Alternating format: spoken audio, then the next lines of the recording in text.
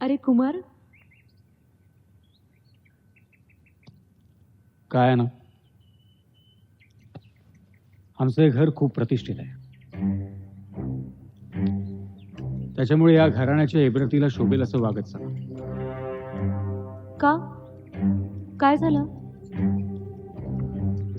काय झालं?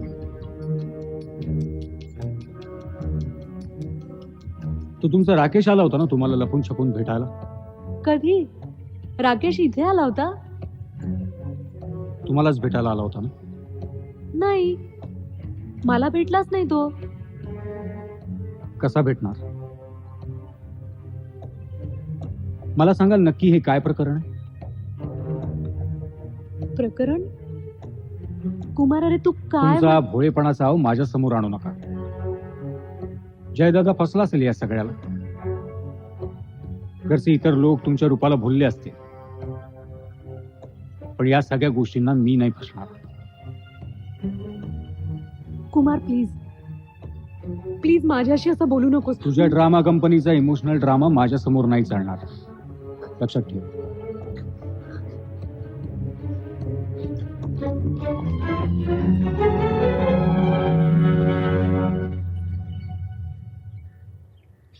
कमॉन गौरी, तू लक्ष देऊ नकोस कुमारच्या बोलण्याकडे. मूर्ख आहे तो. प्लीज शांत हो. हवं तर मी माफी मागतो कुमारच्या वतीने, बस. काही नको. अगं तो फटकळ आहे, पण मनाने वाईट नाहीये. आई, पप्पा, दीपा, कधी कोणी तुझ्याशी वाईट वागलंय? त्याला थोडा वेळ दे. पण असं का बोलला तू माझ्याशी? मी कधी कोणाशी वाईट वागली आहे का? का अपमान केलाय मी कोणाचा? असं कोण म्हणेल? चल, जेवलीस तू? काहीतरी खाऊन घे म्हणजे बरं वाटेल. नकोय मला काही. अगं जेवणार का राग करतेस? चल, वेडेपणा करू नकोस. चल बघू. अरे नाही जेवावं असं वाटत आहे मला. म्हणजे काही खाल्लं की असं कसं तरी होतंय, मळमळल्यासारखं असं. तुला बरं वाटत नाहीये आणि तू मला सांगितलं नाहीस. डॉक्टरांना फोन केला होतास? नाही. एक मिनिट. नको. नको काय? मी गेले होते डॉक्टरांकडे. मग काय म्हणाले डॉक्टर? मी नाही सांगणार. मी नाही सांगणार म्हणजे? अरे अगं, तुला बरं वाटत नाही आणि तू हसतेस. अगं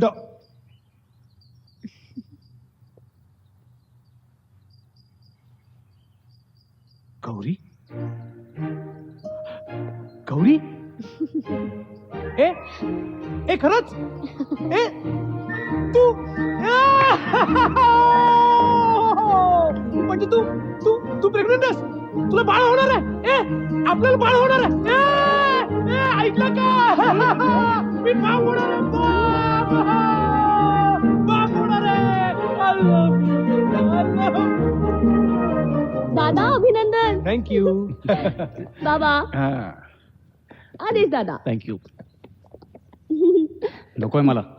घे रे, शिष्टपणा पुरे झाला आता तुझा. तू आगाऊपणा करू नको आता. करणार.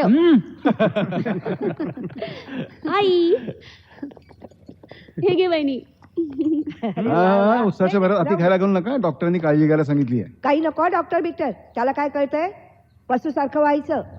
सुनबाईचं खाणं पिणं पथ्य पाणी सगळं मी सांगते तसं होणार. बायकांच्या गोष्टी बायकांना कळतात. आई, आता तू काळजी घेणार म्हटल्यावर वहिनीचं काही खरं नाही. हा, गप्प बस. तुला काय कळतंय? जा, जाऊन सारंगी वाजवत बस. अगं, अरे बाळणपण म्हटलं ना की बायकांचा पुनर्जन्म असतो.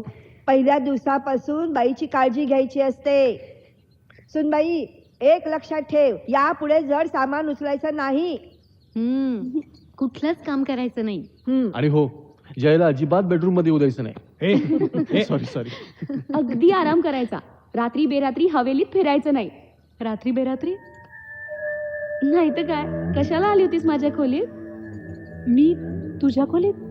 अगं, रात्रीचे 2 वाजले होते. काय तो तुझा अवतार, केवढी घाबरले होते मी. दीपा, अगं काहीतरी बसू बडबड ना नको. अशी आणि दिवसा तू काय वेळा करत होतीस नाहीये 2 वाजेपर्यंत? रात्री ये. अरे माझ्या बरोबर रात्रीची येऊन गप्पा मारत बसते, सगळ्या गोष्टी सांगते, हवेलीत फिरते, रात्रीचीच येते ती.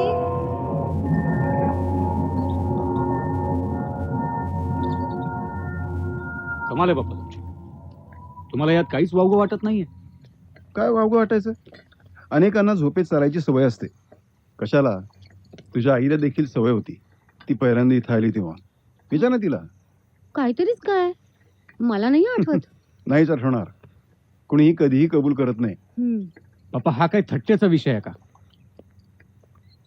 ती वसुवहिनीसारखी दिसते हा निव्वळ योगायोगही नाहीये. या मागे निश्चितच तिचा काहीतरी डाव आहे. काहीतरी करून गोंधळ उडवायचा आणि हळूहळू इस्टेट घशात घालायची.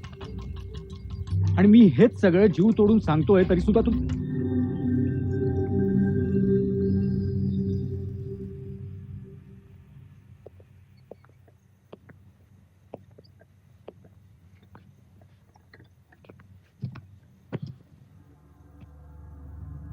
दीपा, काय दादा? खाली ये. आले.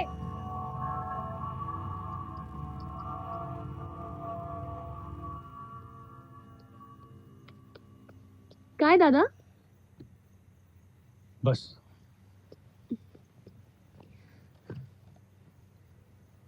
दीपा खरं सांग, तुला नक्की भास झाला नाही?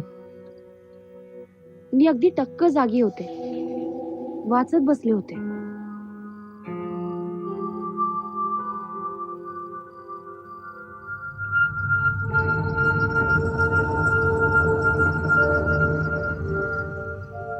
मगाशी मी अगदी सहज बोलले, तसं विशेष काही नव्हतं. Once again sorry. नाही, सॉरी म्हणण्याची आवश्यकता नाहीये. जा तू.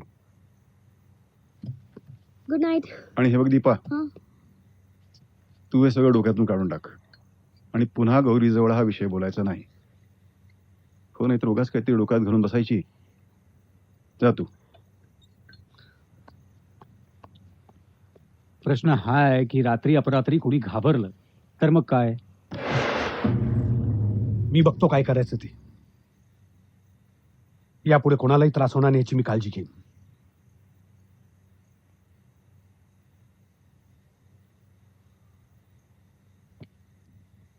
I am sorry.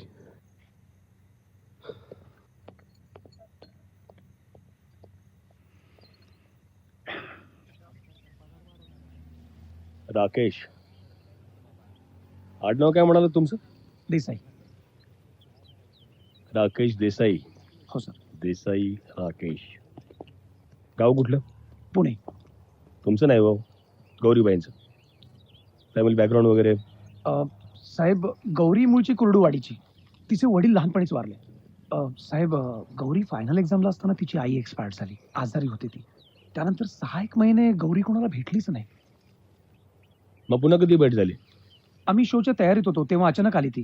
तिच्या येण्यामुळे आमचा मेन फिमेल सिंगरचा प्रॉब्लेम सुटला.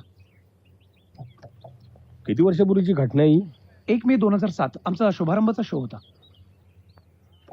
1 मे 2007.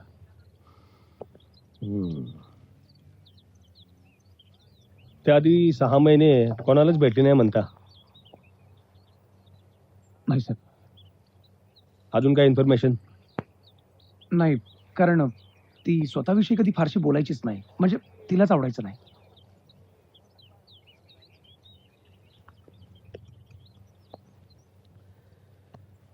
देसाई साहेब,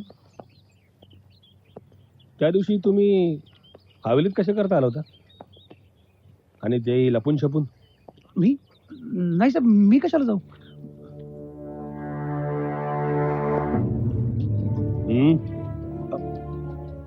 म्हणजे गेलो होतो मी साहेब. मला तिकडे काहीतरी गडबड वाटते. कसली गडबड? का तुमचीच काय गडबड आहे तिकडे? नाही नाही, तसं काही नाही. मला संशय आहे साहेब. हे बघा, संशय घ्यायचं काम पोलिसांचं आहे. आणि पुढच्या टायमाला काय गडबड वाटली तर पहिल्यांदा आम्हाला कळवायचं. ओके साहेब. थँक्यू. मी जाऊ. हम्म